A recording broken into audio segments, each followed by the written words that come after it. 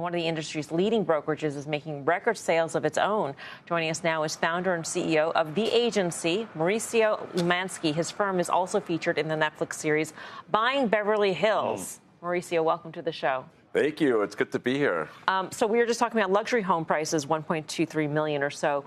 Your end of the market is way higher than that. Our average is like 2.8 million for our firm, so it's considerably higher than the average. But it's just incredible. And, luxury real estate is still strong. We are seeing most buyers buy with cash, so they're not borrowing. Clearly, the interest rates are really high. What that is doing, though, is that supply is really low. And so that's why prices continue to go up. But the transaction volume is down. And that's one of the things that people are not talking about. And it's down because we've lost so many consumers because of the lack of financing available. So only people with money are buying right now. Are you seeing the buyers come in because they're looking for alternative investments? They want to invest in real estate instead of stocks or instead of something else?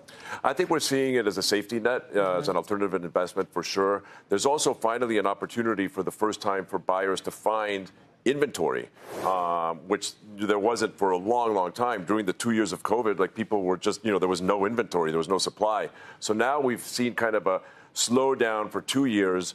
There's been a pumped up demand and buyers are starting to get back into the market and they're starting to find some supply and have some choices and so that's kind of starting to fuel the market again. Mauricio, they say baseball, regional sport. Real estate is a regional industry, but you have your fingers on the pulse of a lot of different things. Across the United States, we talk about supply-demand imbalances, but what's the state of the real estate market in your sense here in the United States? Yeah, overall, honestly, it's slow.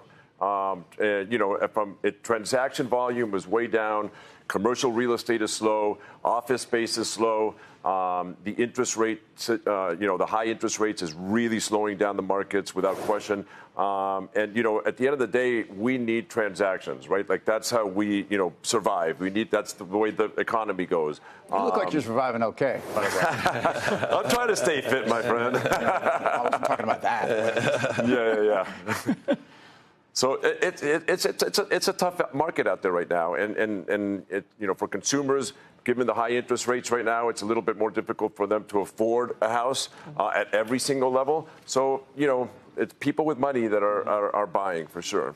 Mauricio, you guys are expanded overseas. What are some other dynamics of other markets that are going on? Are there other markets that excite you a little bit more than the U.S. right now? Help us get a sense for, maybe there's some dynamics in other places that we can kind of, think about on our own investment thesis around the world. There's great markets all across the world. I mean, we're seeing a lot of U.S. people go to Portugal. Our Portugal office is doing amazing. I'm actually heading there in a couple of days, and we'll be there.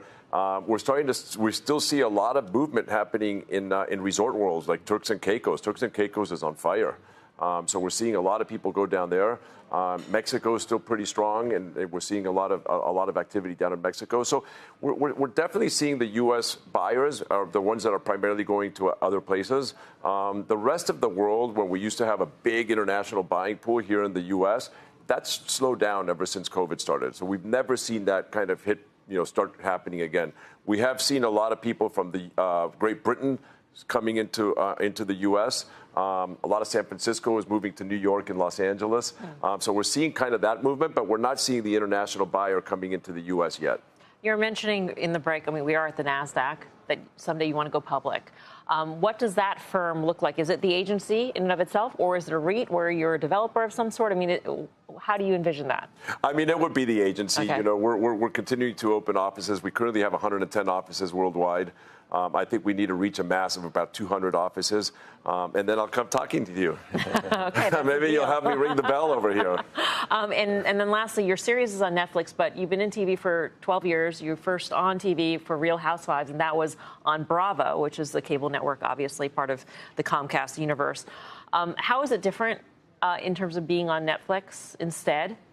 So it's very different. I think the Netflix, it pushes out all of the episodes at once, so people binge watch and they just watch the whole thing. But it's also a very international business, right? So from that perspective, and the show is more about real estate, right? It's not, and it's all about feel good and real estate porn, like I like to call it. And it's not, about the woman. And on the Real Housewives of Beverly Hills, I'm kind of like a sidekick, But as many on Buying Beverly Hills, yeah, as all the husbands are. That sounds pretty good. There's nothing wrong with that.